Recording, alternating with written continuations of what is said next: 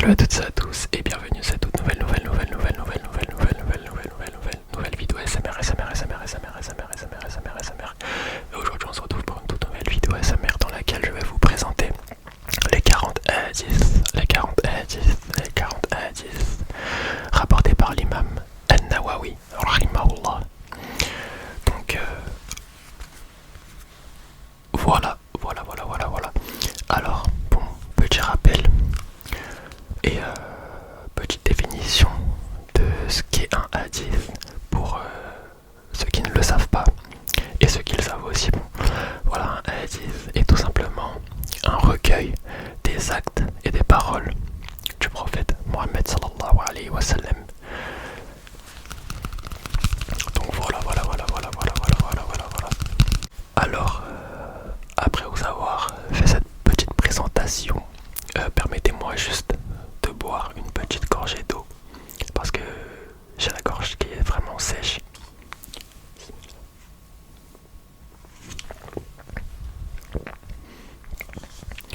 Donc voilà. Je pense que l'on peut dès à présent commencer la lecture. Hadith numéro 1. Les actes ne valent que par les intentions. Le commandeur des croyants, Abu Hafs, Omar ibn al-Khattab, a rapporté avoir entendu l'envoyé d'Allah dire: les actions ne valent que par les intentions qui les animent, et chaque créature est rétribuée en fonction de son intention. Celui qui aura émigré pour Allah et son envoyé, son émigration lui sera comptée comme dédiée à Allah et à son envoyé. Celui en revanche, qui aura émigré pour glaner quelque bien de ce monde ou pour prendre femme, son action ne lui sera comptée que pour ce pourquoi il aura émigré. Omar a dit également: un jour que nous étions en compagnie de l'envoyé d'Allah, se présenta à nous un homme portant des habits d'une blancheur éclatante et aux cheveux très noirs. Rien ne laissait voir ce qu'il venait de faire un voyage, et aucun de nous ne semblait le connaître. Il prit place en face de l'envoyé d'Allah, appuya ses genoux sur les siens, posa ses mains sur ses cuisses et lui dit: ô Mohammed, parle-moi de l'islam. L'envoyé d'Allah lui répondit: l'islam consiste à témoigner qu'il n'y a d'autre divinité qu'Allah et que Mohammed est son messager, à accomplir la prière et s'acquitter de l'aumône rituelle, à observer le jeûne du mois de Ramadan et accomplir le pèlerinage à la maison d'Allah si on en a les moyens. L'homme lui répondit: tu dis vrai. Nous étions étonnés de le voir questionner l'envoyé de Dieu et lui donner ensuite raison. Parle-moi, reprit-il, de la foi. Elle consiste à croire en Allah, en ses anges, ses livres et ses envoyés, ainsi qu'au jugement dernier. À croire également au décret divin, tant pour le bien que pour le mal. L'homme lui répondit: tu as dit vrai. Et il ajoute: parle-moi du beau comportement. Il consiste à adorer Dieu comme si tu le voyais, car si toi tu ne le vois pas, lui il te voit. L'homme lui demanda alors: parle-moi de la dernière heure. Le prophète sallallahu alayhi wa sallam répond: l'interrogé n'en sait pas plus que la personne qui le questionne. Parle-moi alors des signes précurseurs, lui demanda enfin l'homme. Ce sera lorsque la servante accouchera de sa maîtresse, lorsque tu verras les va-nu-pieds, les miséreux, les bergers rivaliser en faste dans les édifices qu'ils construiront. Sur ce, l'homme s'en alla. Après un bon moment de silence, l'envoyé de Dieu me dit: ô Omar, sais-tu qui est le questionneur? Je répondis: Allah et son envoyé le savent mieux que moi. Et l'envoyé de Dieu de dire: il s'agit de l'archange Gabriel qui est venu nous enseigner votre religion, qui est venu vous enseigner votre religion. Rapporté par Muslim.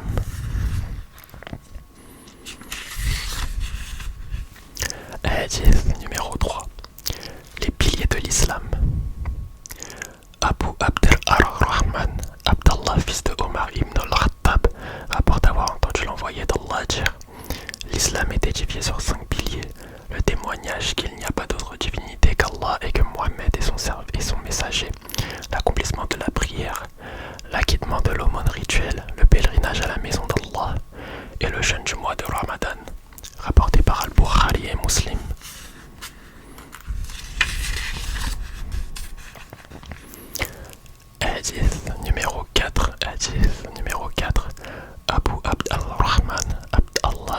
Masoud a dit que l'envoyé d'Allah nous a expliqué ce qui suit.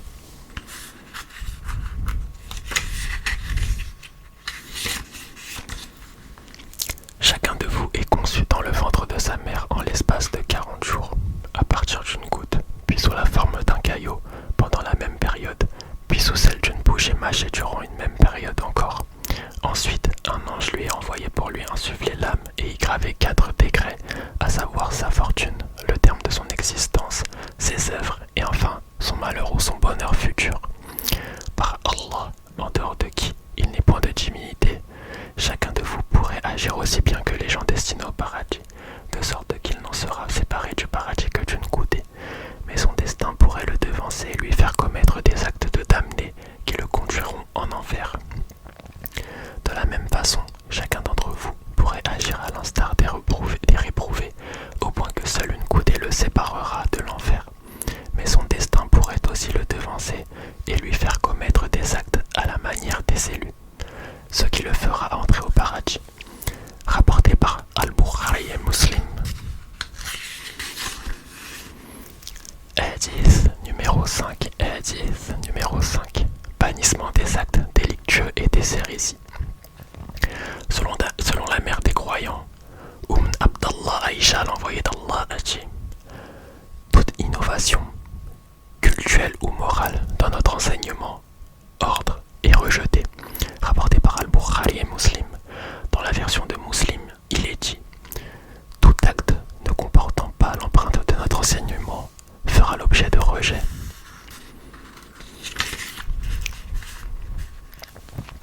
Hadith numéro 6. Hadith numéro 6. Le licite est patent, l'illicite aussi. Abu Abdallah Nouman ibn Bashir rapporte avoir entendu l'envoyé d'Allah dire: certes, le licite est patent, comme l'est également l'illicite, mais entre les deux, il y a bien des choses équivoques que bien peu de gens connaissent. Quiconque les évite préserve sa foi et son honneur. Celui qui succombe à l'équivoque tombe dans l'illicite.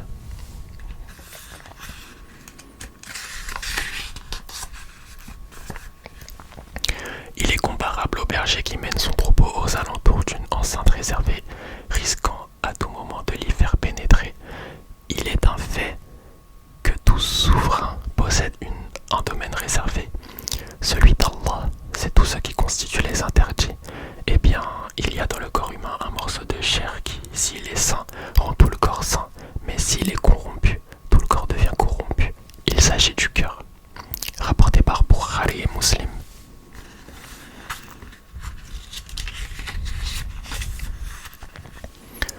Hadith numéro 7. Hadith numéro 7. La foi, c'est la sincérité. Abu Ruqayya Tamin ibn Aus ad-Dariyi rapporte que l'envoyé d'Allah a dit: la foi, c'est la sincérité. Nous demandâmes: envers qui? Envers Dieu, son livre et son envoyé, envers les imams des musulmans et l'ensemble de la communauté. Rapporté par Muslim.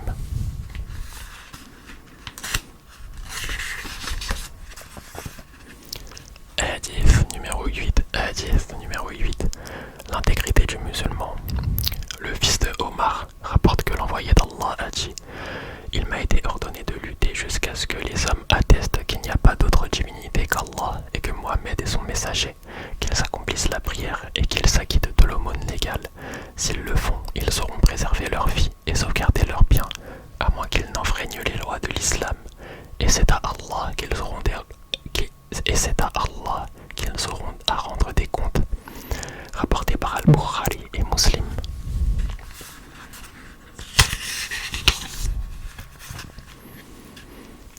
Hadith numéro 9. Hadith numéro 9. La prise en charge de ce qui est supportable. Abu Hurayra Abd al-Rahman ibn Sakr rapporte avoir entendu l'envoyé d'Allah dire: évitez de faire tout ce que j'ai défendu et accomplissez dans la mesure de vos capacités ce que je vous ai enjoint de faire. En effet, ce qui a entraîné la déchéance de ceux qui vous ont précédés, ce sont leurs questionnements excessifs et la désobéissance aux prophètes. Rapporté par Al-Bukhari et Muslim.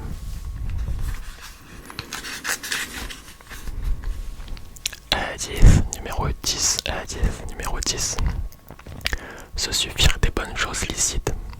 Abu Huraira Rahman ibn Sakr rapporte avoir entendu l'envoyé d'Allah dire: Allah, le Très-Haut, est pureté et il n'agrée que ce qui est pur. Il a prescrit aux croyants cela même qu'il avait prescrit aux envoyés. Allah le Très-Haut a dit: aux apôtres, mangez de ces pures nourritures et pratiquez la vertu. Il dit aussi: mangez ces excellentes nourritures dont nous vous avons comblé.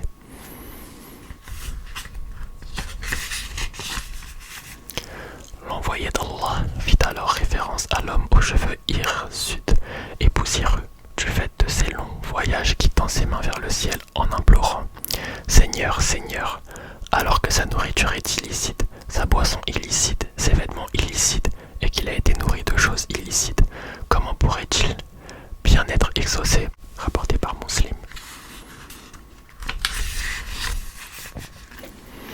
Hadith numéro 11. Hadith numéro 11. Éviter les actes équivoques. Abu Muhammad al-Hassan, fils de Ali ibn Abi Taleb, petit-fils de l'envoyé de Dieu et sa joie, rapporte avoir retenu de l'envoyé d'Allah ceci: évite ceux qui suscitent en toi le doute au profit de ceux qui ne provoquent aucun doute. Évite ceux qui suscitent en toi le doute au profit de ceux qui ne provoquent aucun doute. Rapporté par At-Tirmidhi et An-Nasi.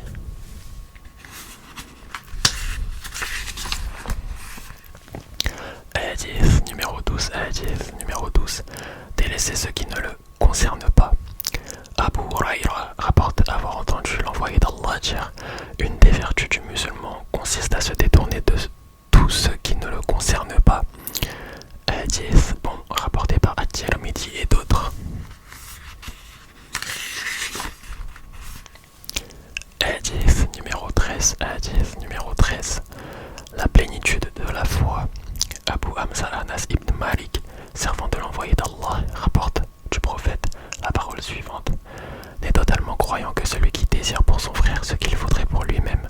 Rapporté par Al-Bukhari et Muslim. C'est vrai que ce hadith, il est très puissant. J'ai fait aucun commentaire des hadiths jusqu'à présent, mais c'est vrai que celui-ci, je l'aime énormément. Parce que, voilà, la logique voudrait que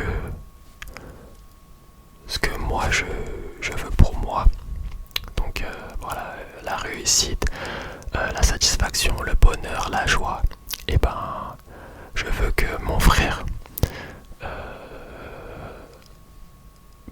ait également ces choses-là, du moins puisse jouir de ces choses-là. Hadith numéro 14. Hadith numéro 14. Le respect légal de la vie du musulman et ses limites. Ibn Mas'ud rapporte avoir entendu l'envoyé d'Allah dire: la vie d'un musulman ne peut encourir légalement la condamnation à mort que s'il révèle de l'un de ces trois cas: l'homme marié qui commet l'adultère, le meurtrier qui devra subir le sort de sa victime, et enfin celui qui réunit sa foi et qui se sépare de sa communauté. Rapporté par Al-Bukhari et Muslim. Hadith numéro 15. Hadith numéro 15. Vertu musulmane. Abu Huraira rapporte avoir entendu l'envoyé d'Allah dire que celui qui croit en Allah et au jugement dernier parle à bon escient ou bien qu'il se taise, que celui qui croit en Allah et au jugement dernier traite avec générosité son voisin, et que celui qui croit en Allah et au jugement dernier accueille généreusement son invité. Rapporté par Al-Bukhari et Muslim.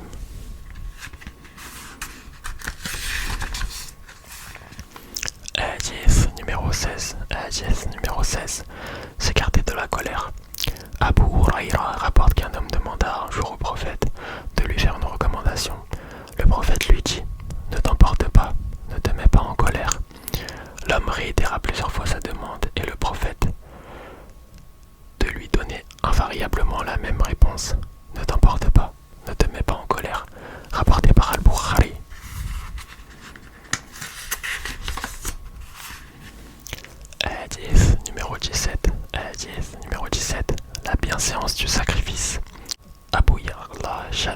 Aus rapporte que l'envoyé d'Allah a dit un jour: Dieu a prescrit le bien agir en toutes circonstances.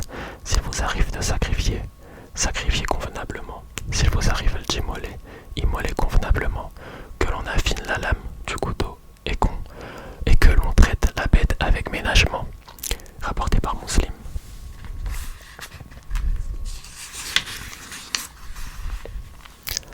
Hadith numéro 18. Hadith numéro 18. La noblesse du caractère.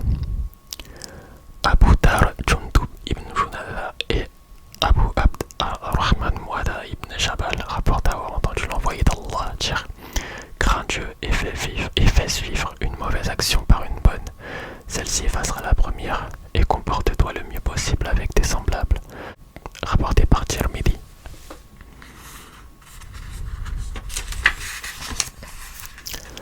Hadith numéro 19. Hadith numéro 19. Sois attentif à Dieu, il le saura envers toi. Abu Abbas Abdallah, fils de Abbas, rapporte qu'un jour, alors qu'il était en groupe derrière l'envoyé d'Allah, celui-ci dit: Jeune homme, je vais t'enseigner quelques préceptes. Observe les commandements d'Allah, il te protégera. Observe les commandements d'Allah, tu le trouveras toujours devant toi. Si tu sollicites quelque chose, adresse-toi à Allah. Si tu as besoin d'une aide, demande-la à Allah. Sache que si la communauté tout entière s'unissait pour t'être utile, elle ne pourrait le faire que dans la mesure où Allah l'aurait permis. S'unirait-elle pour te nuire? Elle ne pourrait le faire que dans la mesure où Allah l'aurait décrété. Il en est ainsi. Rapporté par Al-Tirmidhi. Dans une autre version, il est dit: Observe les commandements d'Allah dans la félicité, il te connaîtra dans l'adversité. Et sache que ce qui ne t'est pas destiné ne t'atteindra pas, et ce qui t'est destiné ne te manquera pas. Sache encore que la victoire accompagne la patience, que l'aisance accompagne la difficulté, et que l'affliction accompagne toujours une facilité. Hadith numéro 20. Hadith numéro 20. La pudeur découle de la foi. Abu Masoud Uqba ibn Ammar al-Nassari al-Badri rapporte avoir entendu l'envoyé d'Allah dire: Parmi les enseignements des premiers temps de la prophétie et que les gens ont retenu, il y a celui-ci: si tu n'éprouves aucun sentiment de pudeur, alors agis comme bon te semble. Rapporté par Al-Bukhari. Hadith numéro 21. Hadith numéro 21. Dis: je crois en Dieu et agis dans le droit chemin. Abu Amr ou Abu Amra Soufiane ibn Abdallah rapporte ceci: j'ai demandé à l'envoyé d'Allah de m'enseigner à propos de l'islam une parole qui me dispensera de questionner quiconque après lui. Il me répondit: dis: j'ai foi en Allah, ensuite agis dans le droit chemin. Rapporté par Muslim. Hadith numéro 22. Hadith numéro 22. La pratique des seules obligations mène au paradis. Abu Abd Allah Jabir, fils de Abd Allah al-Ansari, rapporte qu'un homme demanda un jour à l'envoyé de Dieu, à l'envoyé d'Allah: penses-tu que si j'accomplissais les prières prescrites, si je jeûnais le mois de Ramadan, si je respectais ce qui est licite et évitais ce qui ne l'est pas, sans rien y ajouter d'autre, penses-tu que j'entrerais au paradis? Oui, répond l'envoyé d'Allah. Rapporté par Muslim. Hadith numéro 23. Hadith numéro 23. La diligence pour faire le bien. Abu Malik al-Arid ibn Asim al-Ash'ari rapporte que l'envoyé d'Allah a dit: la pureté rituelle, l'hygiène et la moitié de la foi. La formule louange à Allah remplit la balance des bonnes actions. Celle de gloire à Dieu et louange à Dieu emplissent l'espace reliant le ciel à la terre. La prière est une lumière, l'aumône est une preuve, l'endurance est clarté. Le Coran peut être un argument en ta faveur comme il peut être en ta défaveur. Toute créature oriente son parcours. Certaines réservent leur âme à Allah et ainsi la franchissent. D'autres la perdent. Rapporté par Muslim. Hadith numéro 24. Hadith numéro 24. Interdiction de l'arbitraire. Abu Dar al-Rifari rapporte ce que l'envoyé d'Allah affirme avoir reçu directement d'Allah.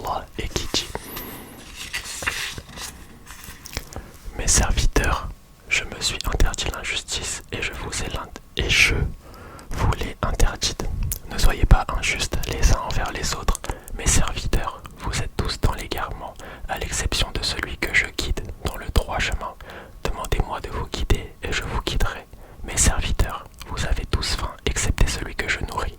Demandez-moi de vous nourrir et je vous nourrirai. Mes serviteurs, vous êtes tous nus, sauf celui à qui est jaloux des vêtements. Demandez-moi de vous vêtir, et je vous vêtirai. Mes serviteurs, vous pouvez pécher de nuit comme de jour, et moi je pardonne tous les péchés. Implorez mon pardon, et je vous pardonnerai. Mes serviteurs, vous ne sauriez parvenir à me nuire comme vous ne sauriez parvenir à m'être utile. Mes serviteurs, combien même, du premier au dernier d'entre les hommes et d'entre les djinns, vous seriez tous animés de la piété du plus pieux d'entre vous. Cela n'ajouterait rien à ma souveraineté. Mes serviteurs, combien même du premier au dernier d'entre les hommes et les djinns, vous étiez plus pervers que le plus pervers d'entre vous. Cela ne diminuera en rien ma souveraineté. Mes serviteurs, quand bien même du premier au dernier d'entre les hommes et d'entre les djinns, tous ensemble venaient à m'implorer, j'exaucerai le vœu de chacun et je ne serai pas plus diminué que ne l'est la mer d'où l'on aurait retiré l'équivalent d'une aiguille.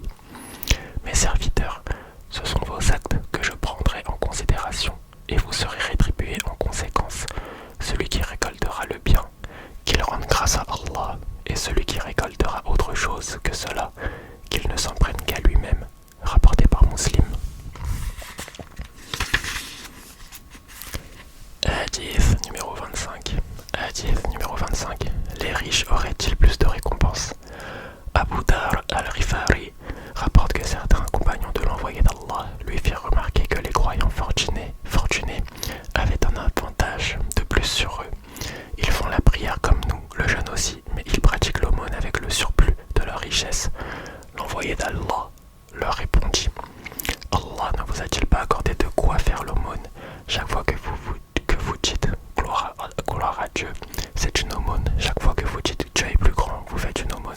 Chaque fois que vous dites grâce à Dieu, c'est une aumône. Chaque fois que vous affirmez nulle autre divinité si ce n'est Dieu, cela revient à une aumône. Recommander le bien est une aumône. Empêcher de faire le mal est une aumône. Accomplir l'acte sexuel est une aumône.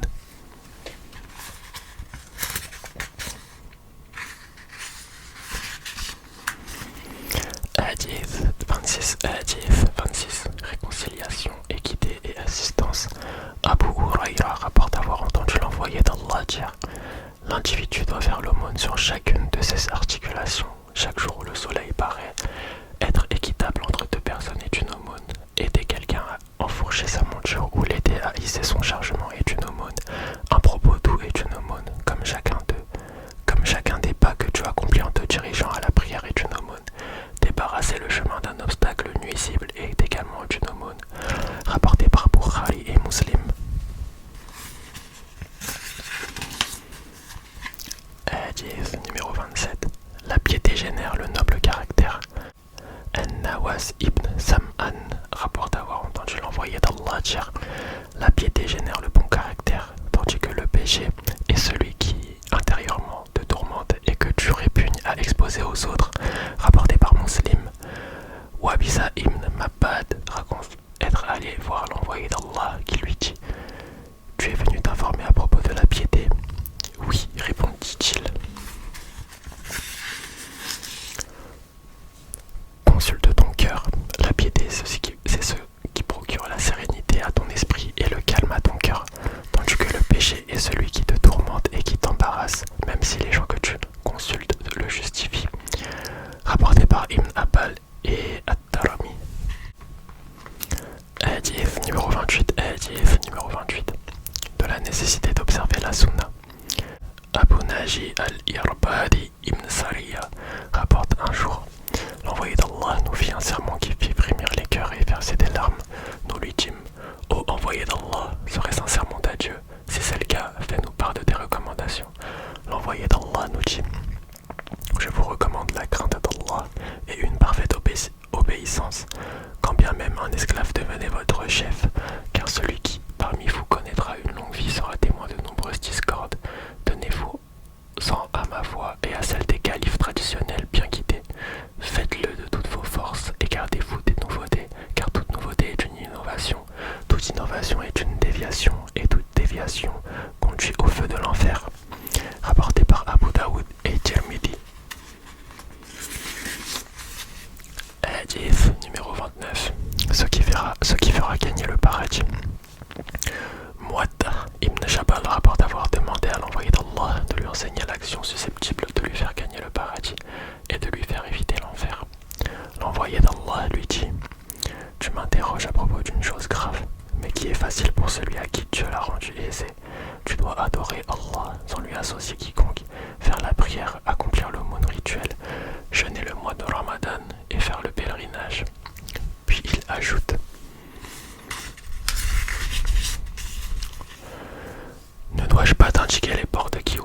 bien.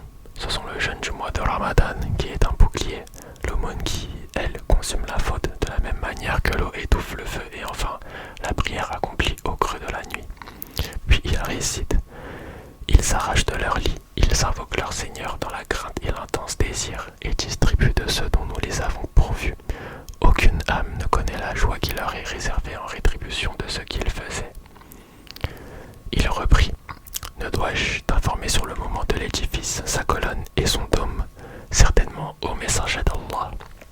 Le sommet de l'édifice consiste dans la soumission à Allah. Sa colonne, c'est la prière, et le dôme, c'est l'effort sur soi.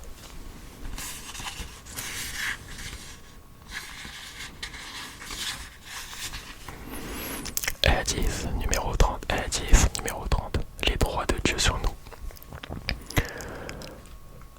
Abu Talaba al-Kushani Jurudun ibn Nashir rapporte avoir entendu l'envoyé d'Allah dire: Allah, le Très-Haut, a prescrit des devoirs, ne les négligez pas. Il a imposé des limites, ne les transgressez pas. Il a prohibé certaines pratiques, ne les accomplissez pas. Il s'est tu sur d'autres par miséricorde et non par oubli. Ne cherchez pas à les connaître. Rapporté par At-Tarakutni et d'autres. Hadith 31. Hadith 31. L'ascétisme réel. Abu Abbas Sal ibn Sa'ad as-Sa'idi rapporte qu'un homme vint un jour trouver l'envoyé d'Allah et lui demanda: Ô envoyé d'Allah, indique-moi une action qui puisse me faire apprécier par le Seigneur et par les hommes. Il lui répondit: Détache-toi de ce bas monde, Allah t'appréciera. N'accorde pas d'importance au bien des gens, ils t'apprécieront. Rapporté par Ibn Majah et autres. Hadith 32. Hadith 32. Nul préjudice, ni de dommage. Abu Sa'd ibn Malik ibn Sinan al-Khudri rapporte avoir entendu l'envoyé d'Allah dire: Ne causez pas de préjudice et ne répondez pas à un dommage par un autre. Rapporté par Ibn Majah et At-Tarakutni et d'autres. Hadith 33. Hadith 33. La charge de la preuve et la foi du serment. Ibn Abbas rapporte que l'envoyé d'Allah a dit: Si l'on accordait à tous les plaignants ce qu'ils réclament, certains n'hésiteraient pas à réclamer les biens des autres ainsi que leur vie. La preuve doit être apportée par le plaignant. Par contre, celui qui nie devra parler sous serment. Rapporté par Al-Bayhaqi et d'autres. Hadith 34. Hadith 34. Corriger l'acte répréhensible relève de la foi. Abu Sa'id al-Khudri rapporte que l'envoyé d'Allah a dit: Quiconque est témoin d'un acte répréhensible, qu'il le fasse cesser par les moyens physiques, s'il ne le peut au moyen de la parole, s'il ne le peut qu'il le fasse intérieurement. C'est là le plus bas degré de la foi. Rapporté par Muslim.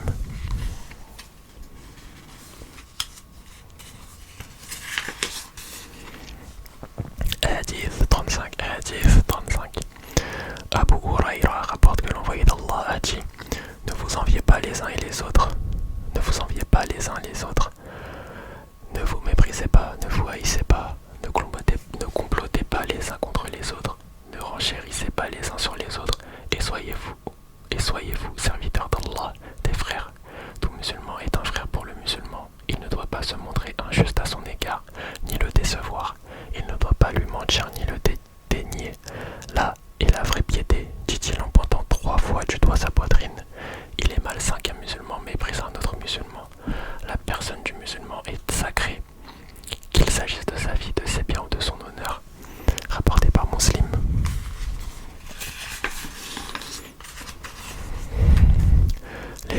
Hadith numéro 36. Hadith numéro 36.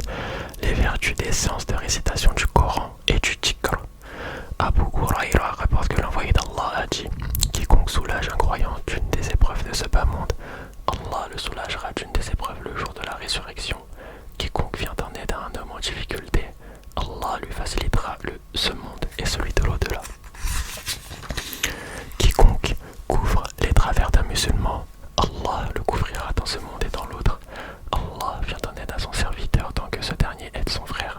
Celui qui emprunte la voie vers la recherche du savoir, Dieu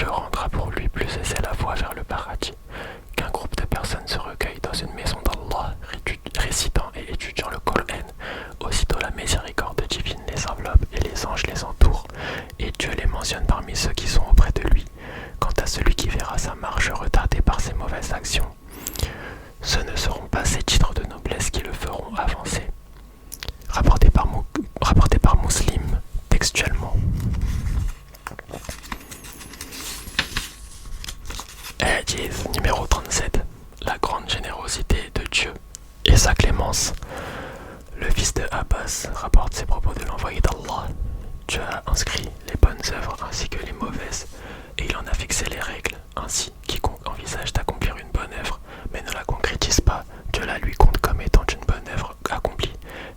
S'il envisage de la faire et qu'il l'accomplit, Dieu la lui comptera comme valant 10 à 700 fois plus, et bien davantage encore. Par contre, s'il envisage de faire une mauvaise action et qu'il ne l'accomplit pas, Dieu la lui compte comme une bonne œuvre entière. S'il l'accomplit, elle est comptée comme étant une seule mauvaise action. Rapporté par Al-Bukhari et Muslim. Subhanallah. Hadith numéro 38.